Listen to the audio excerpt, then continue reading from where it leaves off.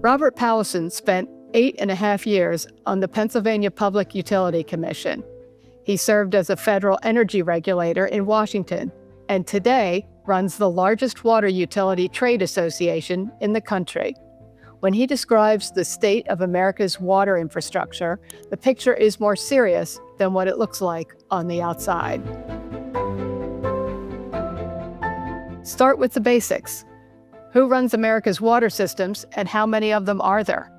First off, water is a very complex industry. The way we source, treat, and distribute water in this country is going to change radically over the next decade. America, as a country, has the highest per capita usage of water in the world. Yet, we are only replenishing groundwater at a very, I call it abysmal rate, meaning we're using a lot. And all that underground infrastructure, that 2.2 million miles of underground infrastructure, there's a lot of leakage in those older pipes that are beyond what we call their useful life. And then you put climate risk on top of that. You're seeing that something like 40 US states over the next decade are going to experience some type of water scarcity issue. And it's not just isolated to California and the Southwest or Texas. The prevalence of drought and water scarcity is facing states in the mid-Atlantic and all parts of the country. 85% of the U.S. water grid is municipally run, meaning government at the local or regional level, city governments, county governments have municipal water authorities managing these assets.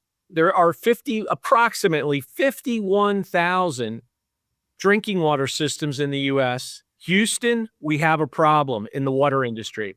We're highly fragmented, and that fragmentation sets up major compliance failures and things like the Safe Drinking Water Act, the inability to invest efficiently and deploy capital towards needed infrastructure, the ability to meet environmental compliance standards. But we have too many drinking water systems. And here's the other really, really, scary trend line.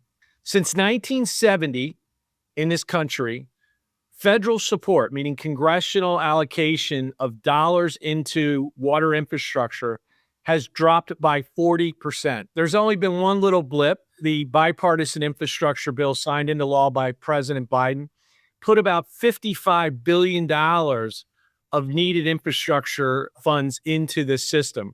However, and this is the big however, if I gave you EPA gap analysis of what's needed, or I use the American Society of Engineers number, that's about $1.2 trillion needed over the next decade, the $55 billion is just scratching the surface. Have we been able to see much of an impact from the bipartisan infrastructure bill? The big line items were monies for lead service line replacements.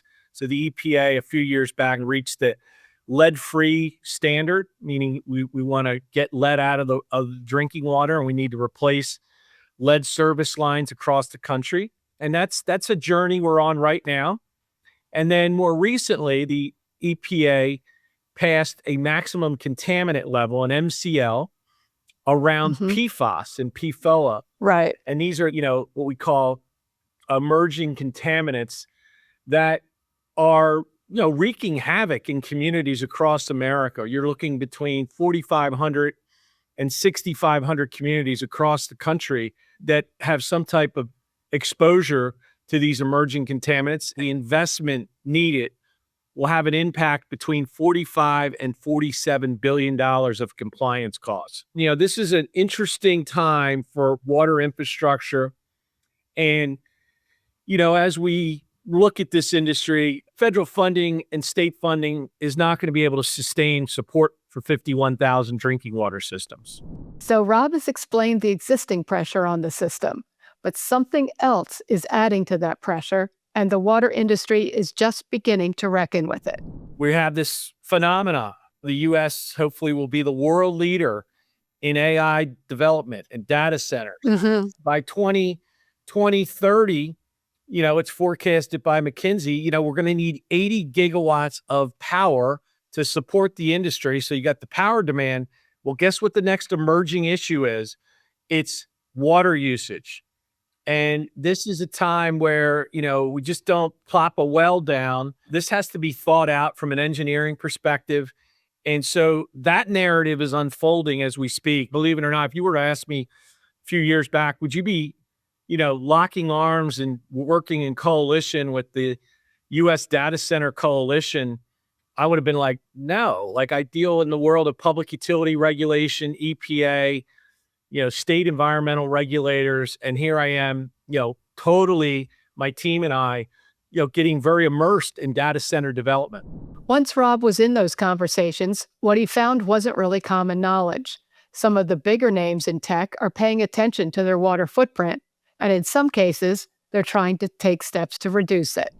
One of the big things that I've learned in working with this industry is, look, the Amazons, the Microsofts, the Googles of the world, they are deathly focused on sustainability and managing their power usage and managing their water usage. And that's a good thing. Google has put an edict out by 2030, they're going to have a 20% water recycling goal at their sites. And the good news is this industry is willing to invest in infrastructure. So they're already doing it with energy and in many cases, putting energy behind the meter to service their own needs. Those commitments matter, but they're new. The infrastructure problems aren't, and some communities have already paid the price.